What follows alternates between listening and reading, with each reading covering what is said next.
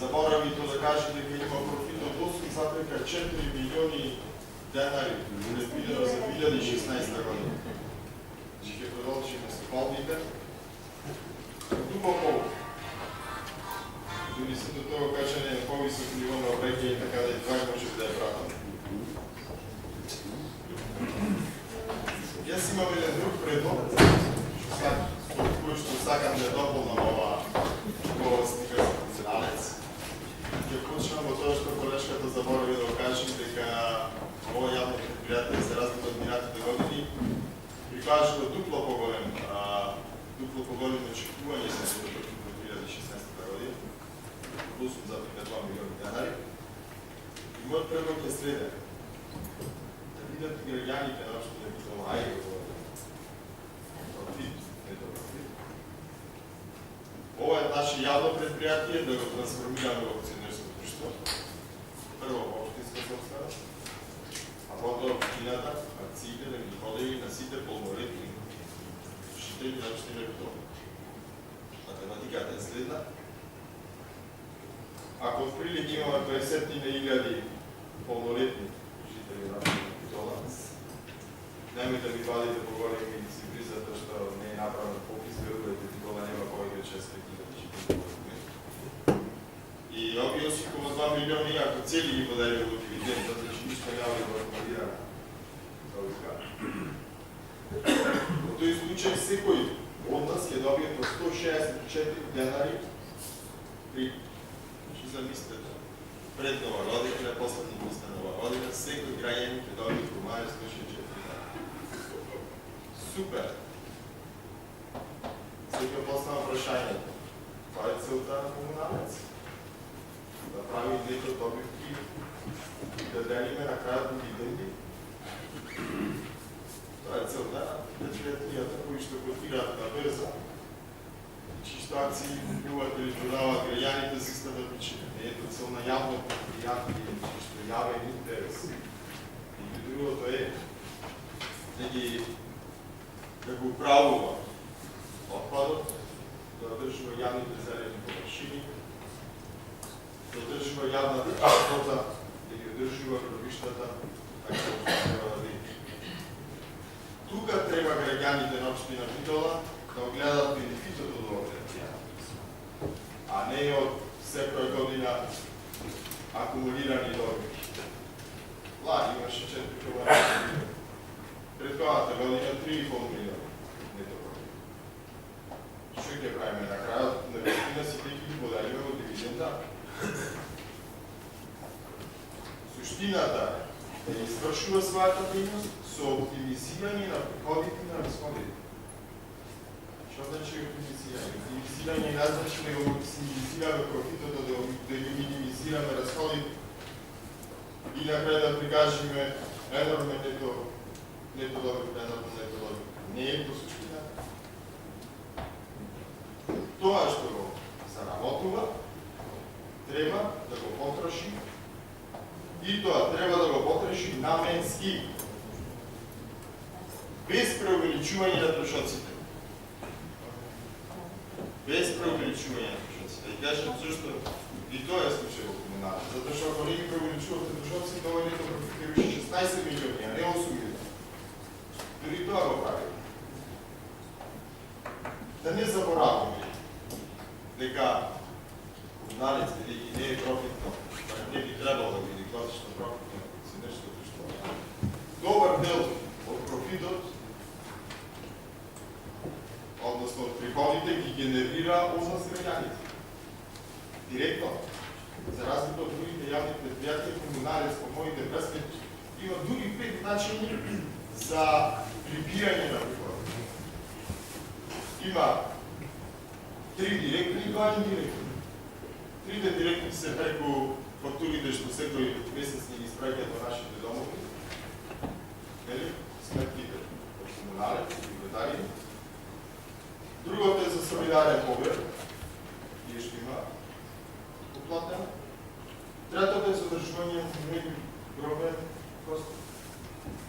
И имаме 2 индиректни, тоа се тие 13 милиони, кои што општината секоја година ги издвојува за одржување на јавното зеленило.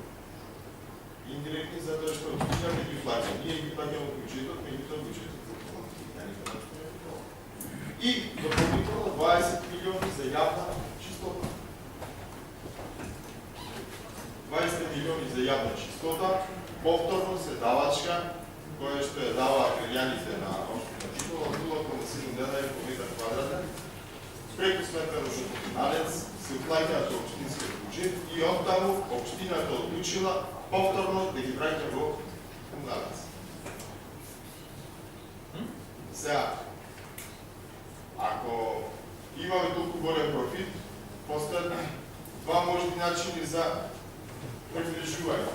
Првиот, на комуналец не му требаат реално толку големи приходи, значи ние треба да ги растеретиме граѓаните во основа на плаќање на сите овие издатоци кон комуналец.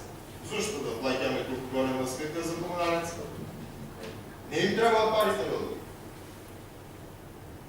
Зошто да се плаќа за јавна чистота по 0,7 денари? По 0,3 ќе плаќа. За јавно зелено место 13, по 10 милиони.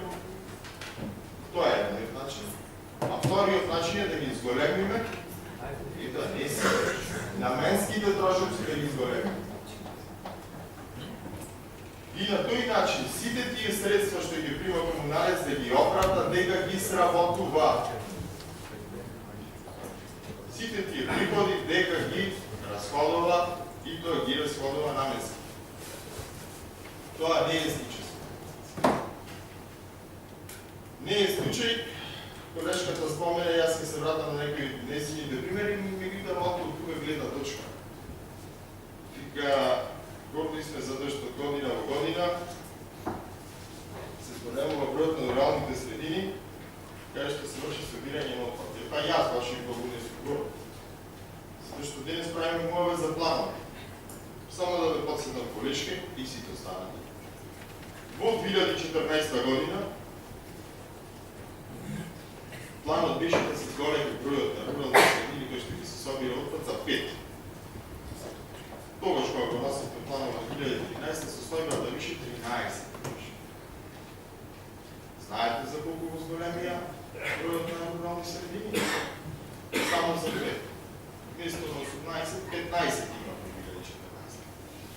Не и се, 2014 го намалија планот, и вика за 2015 ќе одиме со плюс 2. Меѓутоа и него не го исполни. Место 18, пардон, место 17 заврши со 16. И сега во 2015 имаме 16. И повторно комуналец вика, не се секирајте, ние може не ги исполнуваме плановите минатата година, овој пат сигурно ќе ги исполниме, пак ќе одиме со планот 5. Ајде да видим, планот е план, ама не го исполнуваме. Ако нема да го исполниме, ќе качиме профит од 8 милиони денари. Добри план, не. Тоа е неисполнувањето. Зошто имаме толку многу пари пријавено позитивно? Па затоа што некои работи што се напишат во плановите од минатата година и ова година апсолутно не се приема. Да, нешто се тупи, како што каже колешка.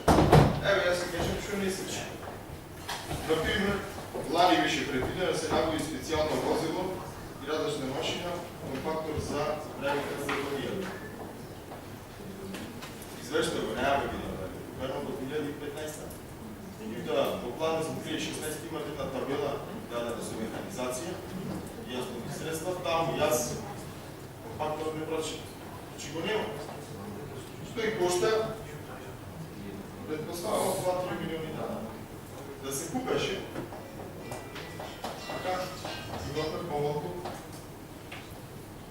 средства да располагаме. Меѓутоа, не се купи. Лани беше предвидено конкретно сервисирање на бајак возилото. Истото не беше направено, затоа што видам дека и ова година за следната планираат повторно да се целосно сервисира бајак возилото. Иначе, не гледам логика, кога сме го сервисирали генерално, пак ќе го сервисирали генерално. Од 2013-2014 предвидување да ги купат бајак возило. 2015 е прескокнен, сега гледам пак имат план за купување на друго бајак возило. А тука други парадокси се јавуваат. Следно пак возило предвидува дека ќе инкасират пара и инкасираат 800.000 денари. Сега со 2 пајак возила, па за 2006 планират дека 6.000 ќе инкасират. Што ќе прават пајак возила. И што се згорени во тој долгопридоње, ќе се одмарат. Многу му е напакано. Нема ни збор за откачување на поставка со изградба на еколошки двор за рециклирање. Знам дека проблемот беше во одобрението од Министерството. А добро, и со власта е со централната или има некои проблеми? 4 години чекаме лиценци за да направиме еколошки двор за рециклирање. 4 години, никако да е добиен. Кој е проблем? Во 2014 има 17 специјални возила, во 2015 има 16. За реално, објективни причини се опрашање, така не беше кажа, за 2 возила се запали, се само запали. Заради трајање електрични инсталации предпоставува. Ето, купили и станали 16. И тоа пак е речено. Има паникли дека нема. Зошто ето купили? Сакаме ние дејноста да ја погубаме на исто или на повисоко ниво, или ќе дегресира. Без проблеми, место едно може да ја купат. И барем, ако ништо друго, да ги заменат тие, ќе изгоре. И тоа нека.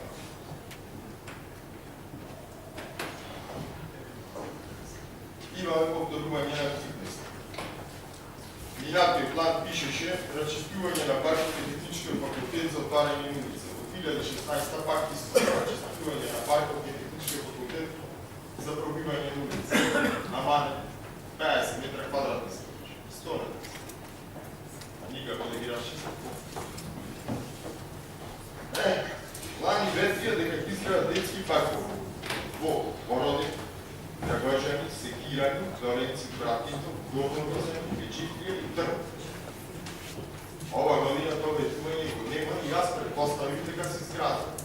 Прашав представникот на криминалеца комисија, реално немаше информација, рече дека дополнителни информација, нема информација, и нормално морам да се снајдам, да гледам некои други документи, дали го исполниле тоа или не го исполниле.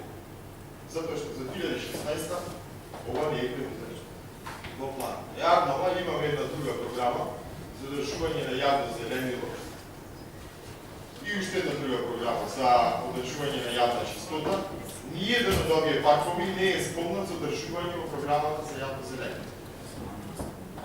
А по правило се што изградено како парк е спомнато во тоа програма. Значи не се изградени. Ја и тие што не ги изградиле, па сега ветуваат ова година други две. И тоа во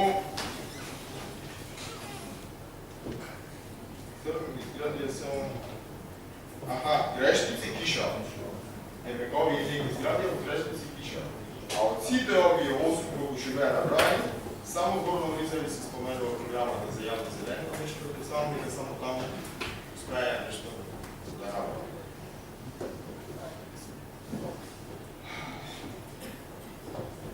Во планот, исто колешката спомена дека има добар напредок. Само момент. Да, работене на решавање на проблема со идентифицирање на гробните места, каже некои други така по се зборови што искаме да ги разбера.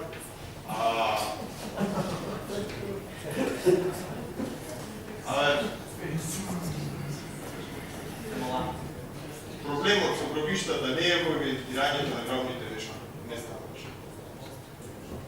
Не е во префрлањето на собственост.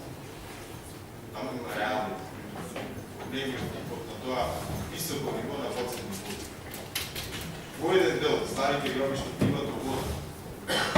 Не верувам дека проблемот е во текот на мандатот Ковар Таму а мај да не се помаши во Коварот да помане го работи јавното предпријатие 11 години. Кај се? Не треба тоа да се реши. За се има решение. Дренаж, цевки, копање, канали, ваму, таму, се прави. Ама никако да се запатат со најголемиот проблем на гробиштата. И ден, ето, другите почта не чисти да купат, за да дадат да ги посетят продуктите на своите починени. Това е истински проблем. Там не игат пари да потрошат, ама ги го намали гярата, да ги потрошат. Нема да бидат толкова успешни, нема бидеме прогласувани за менеджери на годината явните предприятия. Ево.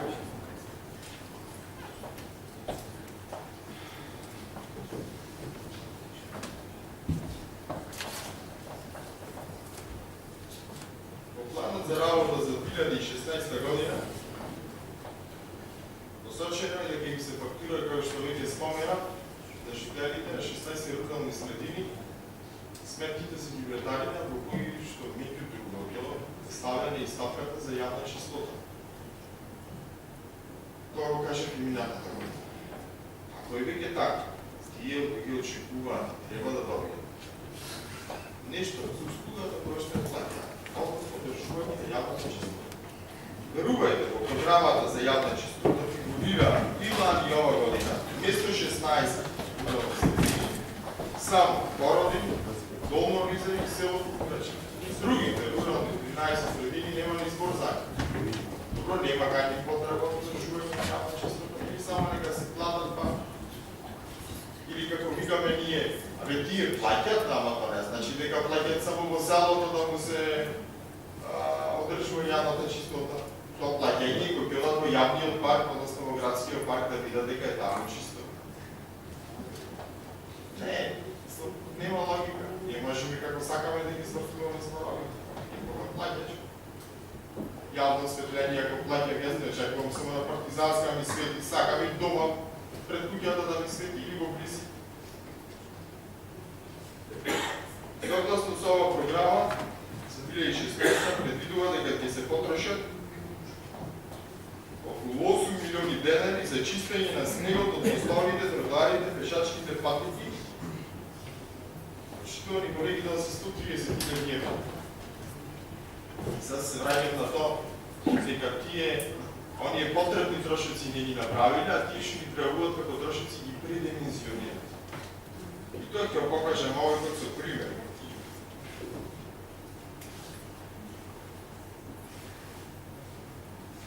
Еве, како лани, комуналец се грижеше за чистење на снегот од мостовите, тротоарите, пешачките патеки.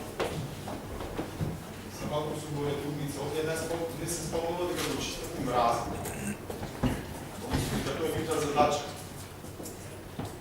Ако су покрива нека ме простат, да сепак мислам дека и мразно треба да го чистат. Еве ги примерите на улиците, како лани изгледаше битово. На тротоарите и синете, затоа што улиците ги чисти искоградно.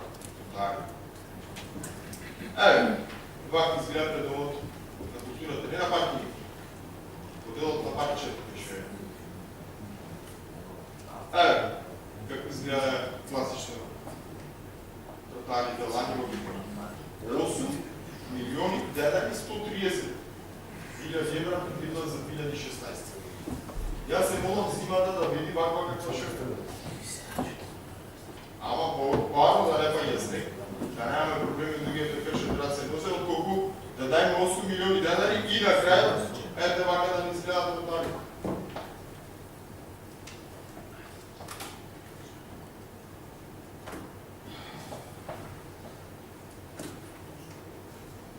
И уште низа други работи, за кои што колешката Ковачевич го попали комуналец, збавиле јавните површини што ги одржуваат, зелените јавни површини, така и така. Ајде да видиме низ видола како изгледа тоа подобрување на состојбата со зеленилото. Ама овој пат пак со некои слични. Вака изгледа, например, подобрување на состојбата со зеленилото, уредување на зелените. Улицата индустријска. Овие. Ете пак. Се сеќавате? Колегата Зора. Зелено, да. Се е зелено, се е несредено. Права джунгла. За некој радост, ама за грото.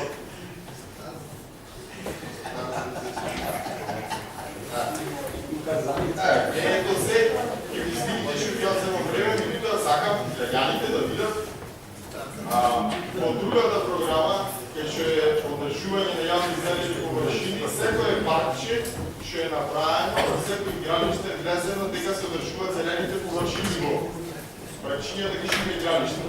Ај видите што се кај на овие паркчиња кои што има игралишта, кај има зелени. Децата нема кај.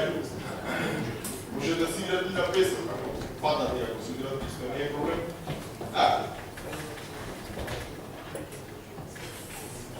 Измешам кој ме кара.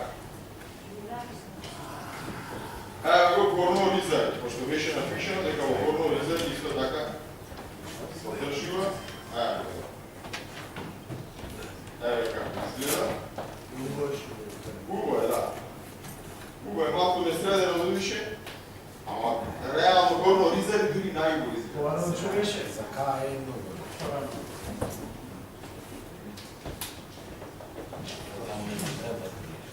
Ова е околу училиштето Климент Охридски, па овде е тревкане. Еве.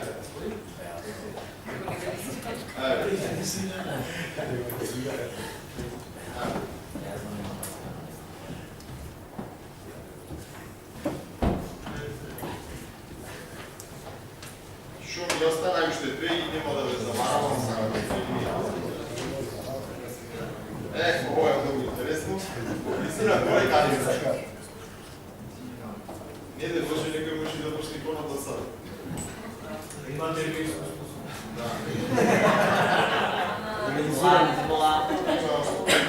Има искуство да ги затвора комара од луѓето за кором, што никој што го посадиле, може ти овде некој да затворат слободно. Ево ова е.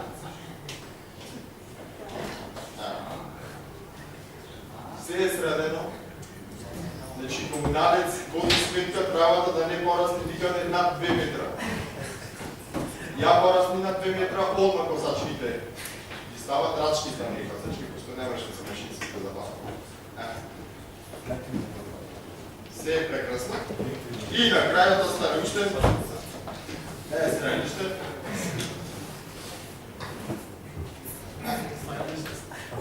Имале пак некој комуналец за трачиња там. Овде не може да се. Ете така изгледа работата од добар дел на нашето јавно предпријатие, кој што прикажува енормни нето профити, и да не ги троши парите за тоа што очекуваат граѓаните да бидат потрошени. И на крај, јавна благодарност до менеджментот на јавното предпријатие од моја страна, што конечно жалбата прва што беше срушена скоро целата зградата на Партизанска 22, после цели 3 недели беше отстранета од местото и да сепак се заблагодарувам за тоа што можеа да решат, бидејќи тоа не е место каде што гласачите по правило гласат за ММРД, можеа да решат и поопшто да не ги отстранат после 2 месеци. И уште јавно благодарно што истото тоа е направено кастрење на дрва на локацијата Скуберфика и Продавниците, и таму 2 месеци беше на барањето, дене самањето. Рано зори, исто беше скратено за жиците да не се премине,